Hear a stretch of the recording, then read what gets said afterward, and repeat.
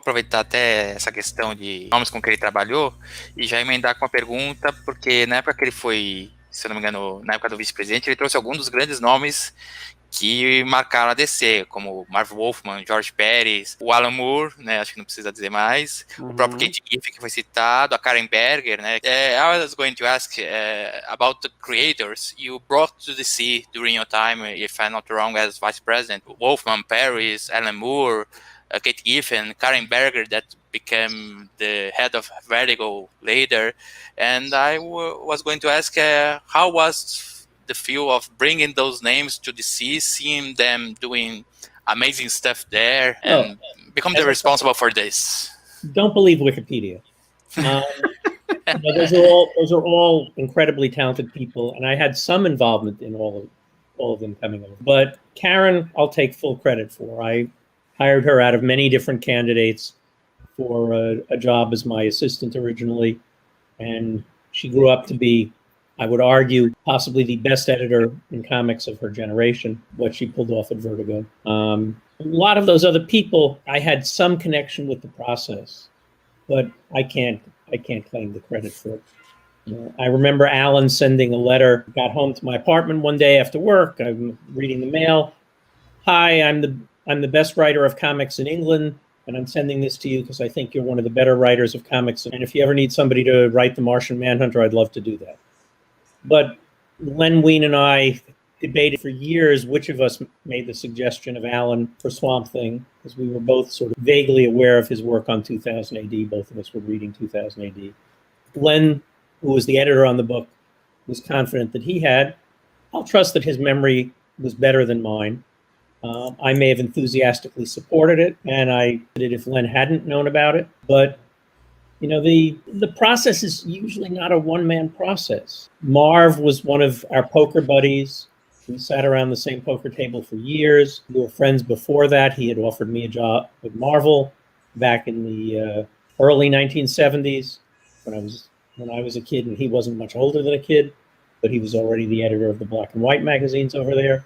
I'm entirely sure it was Len who did the formal recruiting of him to come over, but I helped work out whatever the details were, probably on the contract, and I certainly also would have been saying, come on in, the water's fine.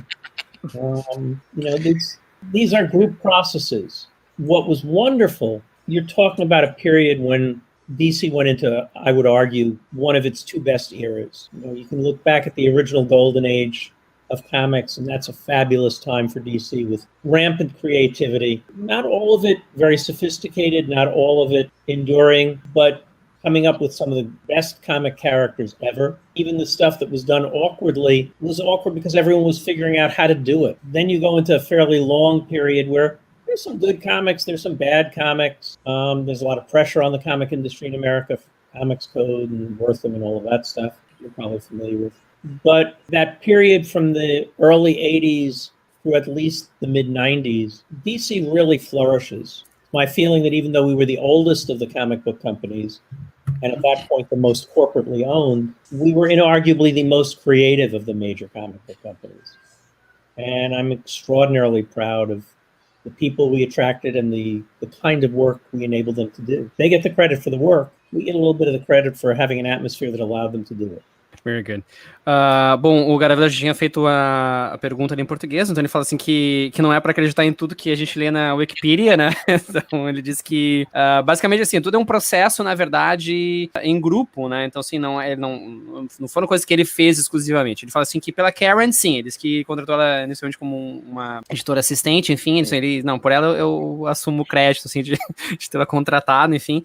O que nem falou do Alan Moore, cara, ele mandou uma carta para mim dizendo que era o maior escritor da Inglaterra e eu era o maior escritor dos Estados Unidos, que ele queria trabalhar aqui, enfim, depois uma discussão com o Len Wein, enfim, então eles acabaram decidindo colocar ele no Monstro do Pântano, né? O próprio Marv Wolfman comenta, cara, ele era amigo de poker, ele jogava com a gente, inclusive ele conseguiu um emprego na Marvel o tempo antes, então, sim, o que ele fala é que são duas grandes períodos muito poderosos, né? Tanto a parte da Era de Ouro, né? Onde surgiram grandes personagens e sim, os quadrinhos estavam sendo feitos, depois, claro, por mais que fosse estranho, mas era assim, porque as pessoas estavam tentando fazer aquilo ainda, e depois, claro, ao longo dos anos, muita coisa boa se fez, muita coisa ruim, mas ali nos anos 80, então, mesmo sendo uma empresa corporativa, né, tendo uma empresa maior como dona da DC Comics, ainda assim eles conseguiram criar e ser uma das editoras mais criativas do período. Então, assim, embora ele não queira assumir o crédito pela contratação de todas essas pessoas, enfim, mas ele diz que pelo menos ele se sente um pouco responsável por ajudar a criar a atmosfera que beneficiou a produção e a criação desses quadrinhos dos anos 80.